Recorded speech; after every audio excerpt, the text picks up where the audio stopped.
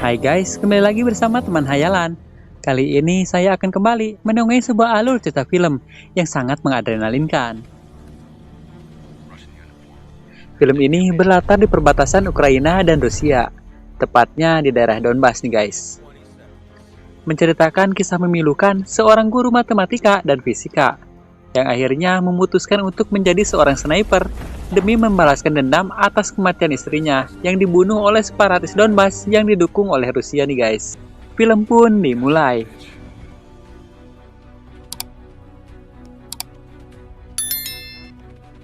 Di awal film memperlihatkan kehidupan yang sangat bahagia sepasang suami istri yang sedang adidau. Anjir, baru aja mulai anjir.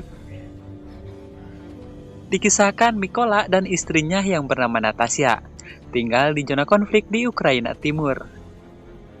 Di pagi hari, Mikola menjalankan aktivitas seperti biasanya, yaitu mengajar fisika di sebuah sekolah menengah. Di sekolahan, Mikola mendengar berita dari TV nih guys, bahwa Presiden Ukraina Yanukovych menolak untuk menandatangani perjanjian dengan Uni Eropa. Yanukovych lebih memilih untuk meningkatkan hubungannya dengan Rusia. Dan hal itu membuat rakyat Ukraina menggelar demo besar-besaran nih guys. Demo itu memakan korban jiwa, hingga 100 orang yang tewas. Dan saat ini, Yanukovych telah melarikan diri ke Rusia. Yanukovych meninggalkan jabatannya sebagai Presiden Ukraina nih guys. Hal itu membuat Rusia dengan leluasa menguasai Crimea. Di lain tempat, Natasha sedang mengukir sebuah kayu nih guys, menjadi sebuah patung kecil. Saat Mikola sedang mengajar di kelas, di sana ada salah satu murid yang terlihat sangat benci kepada Mikola, hingga saat dia disuruh mengisi jawaban di papan tulis. Ini yang dia lakukan nih guys. Namanya Ivan, dia adalah murid yang sangat rasis di sekolahan tersebut. Jagger lah mungkin kalau di Indonesia. Sebelum pulang, Ivan menyuruh Mikola untuk pergi meninggalkan Donbas.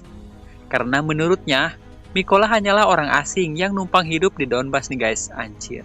Dan Mikola hanya bisa terdiam.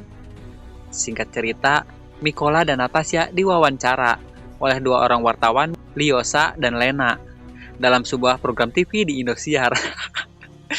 Mereka menjawab beberapa pertanyaan tentang kehidupan mereka. Tapi tampaknya, Lena tidak menyukai mereka nih guys. Tapi mereka tetap tidak peduli. Yang penting mereka hidup bahagia berdua gitu, anjir. Di malam hari, Natasha memberikan patung kayu kecil untuk Mikola sebagai simbol kebahagiaan atas kehamilannya dan sebagai jimat yang akan melindungi Mikola, katanya, kata Udin. Sementara itu, di tempat lain, rombongan separatis menerobos masuk ke perbatasan Ukraina nih guys, yang mana tempat itu adalah tempat Mikola dan istrinya tinggal nih guys. Di pagi hari, saat Mikola akan berangkat ke sekolah seperti biasa. Tapi di perjalanan, dia melihat dua tentara yang sedang ngerokok sambil melihat ke arahnya. Sontak saja, Mikola merasa heran nih guys. Tapi dia tetap melanjutkan perjalanannya menuju ke sekolahan. Sesampainya di sekolahan, Mikola kembali melihat berita di acara TV. Berita itu tentang separatis pro-Rusia yang sedang melakukan pengepungan di gedung-gedung pemerintahan di daerah Slovian, Kramator, dan Donetsk. Mikola kemudian teringat kepada dua tentara yang ngudun tadi nih guys.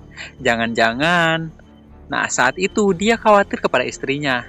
Mikola pun langsung bergegas pulang ke rumahnya. Ternyata benar dugaan Mikola. Natasha sedang disiksa oleh dua tentara tadi nih guys. Mikola yang baru datang pun tak luput dari siksaan itu. Natasha ditendang karena dia berbicara tidak menggunakan bahasa Rusia. Anjir, rasis cok. Lalu salah satu tentara masuk ke dalam rumah Mikola nih guys. Kemudian dia membakar rumah tersebut. Setelah itu, kedua tentara tersebut pergi dari sana. Tapi sebelum mereka pergi, ternyata Natasha mencoba menyerang tentara itu dengan batu. Dan hal itu membuat salah satu tentara menembaknya hingga tewas nih guys. Mikola sangat sedih atas kematian istri tercintanya yang sedang mengandung dan rumahnya lenyap terbakar guys. Dari sinilah awal mula dendam kesumatnya muncul. Keesokan harinya, dua tentara Ukraina datang ke tempat tersebut. Mereka melihat Mikola yang sedang tertidur bersama istrinya yang sudah tewas tertembak. Mengetahui Mikola orang Ukraina, dua tentara itu pun merasa iba kemudian membantu menguburkan jasad istrinya nih guys.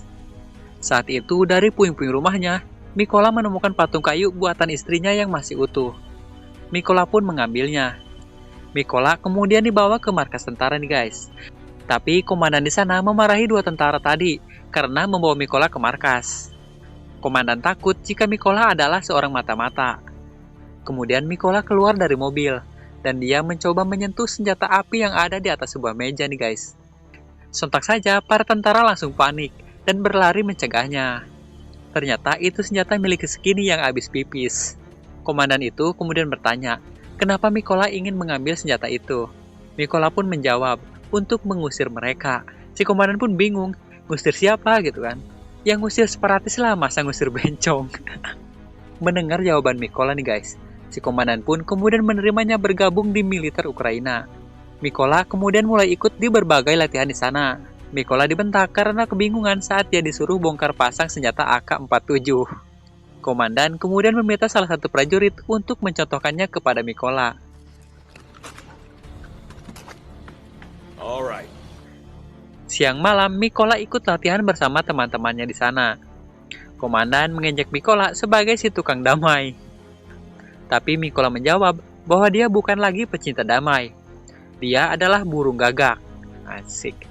Tapi si komandan mengejeknya lagi dengan mengatakan burung gagak yang tewas. Setiap hari setelah selesai latihan, saat semua orang istirahat, si Mikola tetap belajar bongkar pasang senjata AK-47. Singkat cerita, si komandan berkata di hadapan semua orang nih guys, bahwa tentara Ukraina saat ini kekurangan penembak jitu untuk ditempatkan di garis depan pertempuran. Si komandan bertanya apakah ada yang mau jadi relawan untuk dijadikan sniper. Jika ada, maka dia akan dilatih secara gratis di tempat pelatihan khusus. Saat itu ada 3 orang, Ben, Klim, dan Dani. Mereka berdiri menunjukkan bahwa mereka siap jadi sniper. Dan saat itu kemudian Mikola juga berdiri nih guys. Dan dia meminta untuk ikut bergabung. Tapi komandan malah mengejeknya lagi nih guys. Si komandan bilang, mengeluarkan peluru AK-47 saja nggak becus. Gimana mau jadi penembak jitu? Semua orang mentertawakannya nih guys. Dengan lantang Mikola berkata bahwa dia akan menunjukkan keahliannya. Tapi si komandan itu kembali mengejeknya lagi. Keahlian apa? Keahlian ngutang. Mikola berkata, dia akan bongkar pasang AK-47 hanya dalam waktu 20 detik. Komandan yang penasaran pun setuju. Dan bongkar pasang pun dimulai. Begin.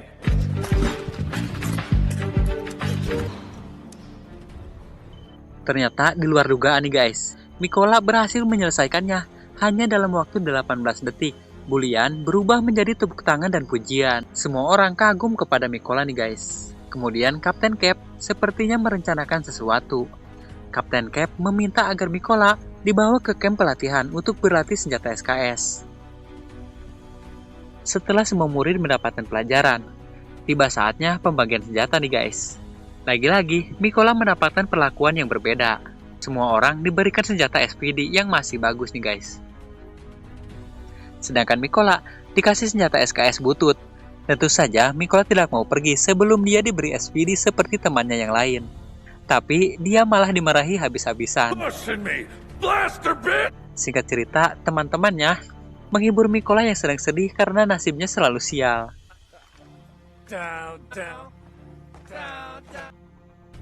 Tes pertama dimulai.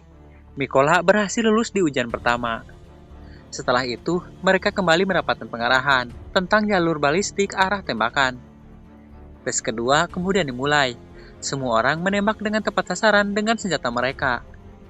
Tapi Mikola, ya sudah ketebak lah ya. Ya, dia gagal dengan senjata SKS-nya yang butut nih guys. Saat komandan menjelaskan untuk menentukan jarak tembak, Mikola ternyata dengan cepat mempelajarinya. Di malam hari, tiba saatnya tes ketiga.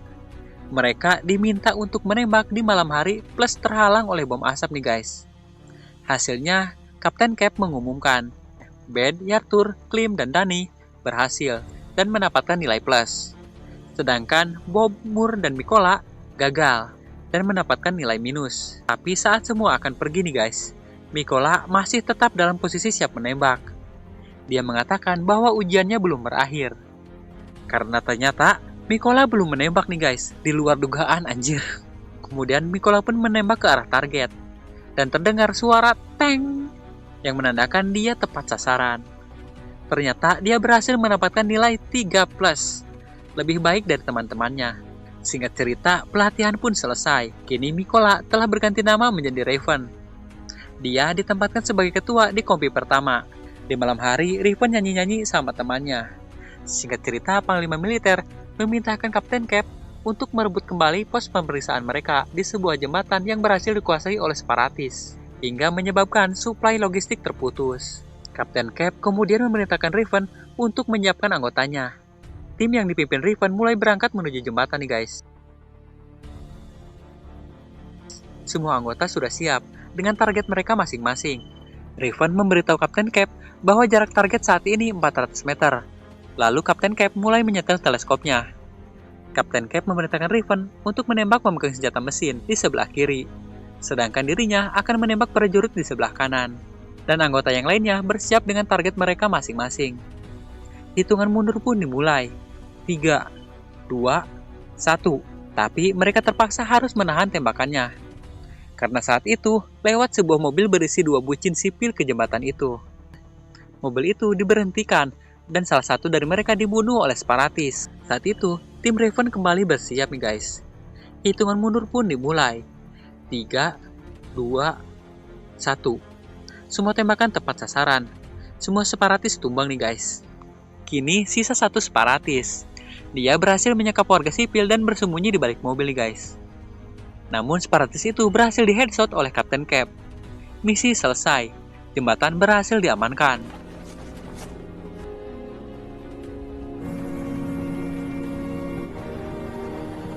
Di malam hari, Raven baru sampai di camp sementara. Di sana dia menanyakan di mana Klim dan Dani, karena dia tidak melihat mereka semenjak dia datang. Salah satu temannya memberitahu bahwa mereka sedang menjalankan misi. Ternyata camp sementara yang sekarang dia tempati adalah sebuah sekolahan. Hal itu membuatnya teringat kembali ke masa lalu nih guys. Klim dan Dani sedang dalam misi untuk membersihkan sniper musuh di garis depan. Tapi ternyata mereka malah terlebih dahulu ketahuan oleh musuh nih guys. Dan salah satu dari mereka tewas, yaitu Klim.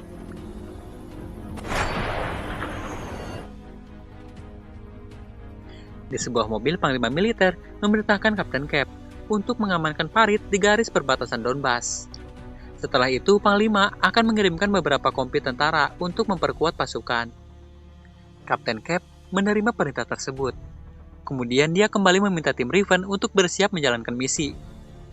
Tim Raven mulai bergerak di pagi-pagi buta nih guys. Raven mulai memasakkan bom di bawah pohon di pinggir jalan setapak dan menutup tombol pemicunya dengan sebuah daun. Kapten Cap dan Raven bersiap di posisinya nih guys. Mereka mulai mengamati keadaan di sekitar bom yang mereka pasang. Anggota tim memberitahu kalau ada 5 orang berseragam Rusia sedang menuju ke arahnya. Saat itu Kapten Cap mulai menghitung jarak target dengan bom. Saat sudah cukup dekat nih guys, Raven akan menembak tombol pemicunya. Tapi betapa dilemanya Raven. Ternyata salah satu dari 5 orang tersebut adalah mantan muridnya yang bernama Ivan saat dia mengajar di Horlivka. Ya senakal-nakalnya murid gitu, sang guru tetap saja nggak tega.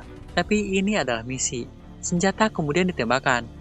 Seketika itu bom meledak. 5 orang termasuk Ivan tewas terkapar. Di malam hari, Kapten Cap sedang ngunduh santuy di sebuah ruangan.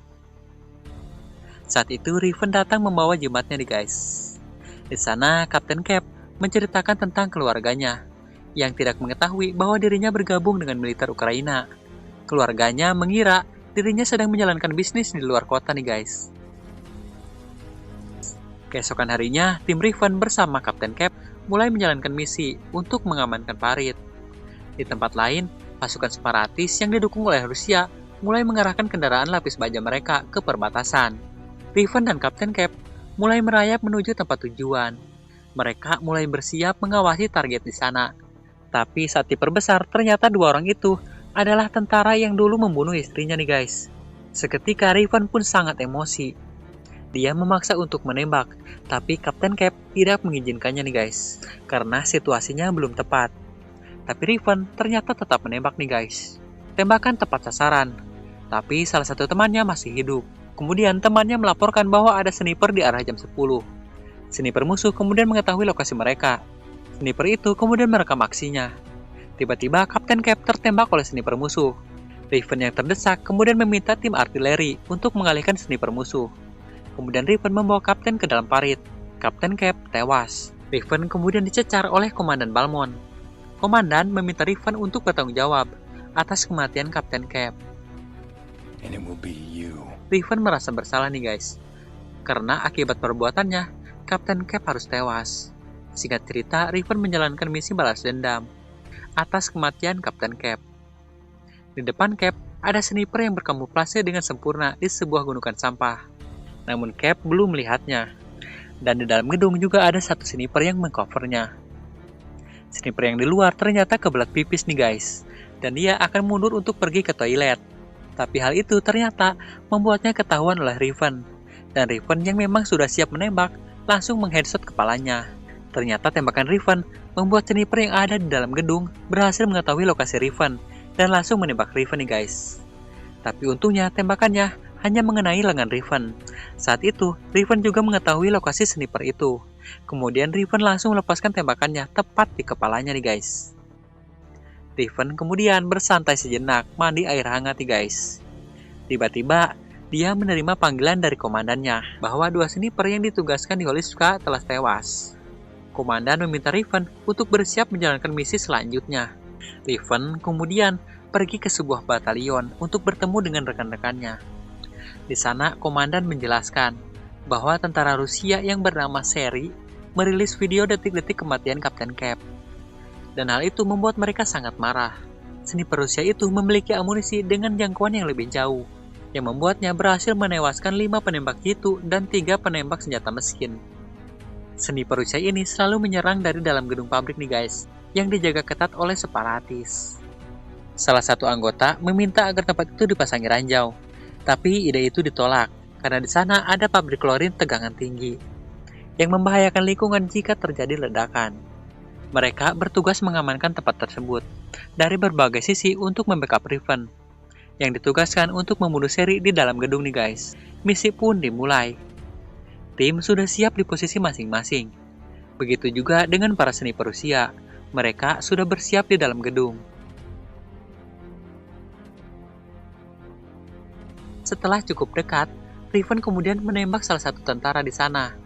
Dan ternyata salah satunya adalah pembunuh istrinya. Raven kemudian langsung membunuhnya. Komandan meminta tim untuk bersiap dengan target mereka masing-masing. Setelah semua siap, mereka kemudian menembak secara serentak, sedangkan Komandan Balmond akan menembakkan rentetan peluru ke langit untuk mengalihkan perhatian musuh nih guys, agar musuh tidak mendengar suara Raven yang menyelinap masuk. Salah satu sniper Rusia kemudian memberitahu Seri bahwa koneksinya terputus dengan timnya yang ada di luar. Dia kemudian pergi keluar untuk memeriksanya nih guys. Tapi ternyata temannya yang ada di luar sudah tewas. Dia kemudian meminta untuk dikirim bala bantuan. Raven dengan sangat hati-hati berjalan masuk ke ruangan sniper tersebut, dan dia berhasil memasangkan jebakan menggunakan granat. Tidak lama kemudian, Seri ingin pipis. Dia meninggalkan snipernya juga. Mengetahui Seri akan kembali, Raven kemudian bersembunyi nih guys. Seri kemudian kembali ke posisinya menggunakan sniper. Tapi dari atas, Raven melompat dan berhasil membunuh Seri menggunakan pisau. Di ruangan lain, seorang sniper tewas terkena ledakan granat yang dipasang oleh Raven. Raven kemudian mengambil jam tangan milik Seri dan mengambil snipernya yang sangat canggih nih guys. Saat itu ternyata tentara bantuan mulai berdatangan nih guys. Mereka kemudian membantai semua bala bantuan separatis yang datang ke tempat tersebut. Misi pun selesai. Setelah itu, Raven langsung menyempatkan diri pergi ke bekas rumahnya untuk mengunjungi makam istrinya.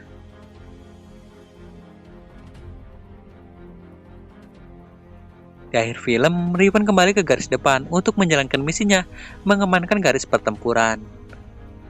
Film pun selesai. Terima kasih telah menyimak teman hayalan sampai akhir. Sampai jumpa di alur cerita film selanjutnya. Tit.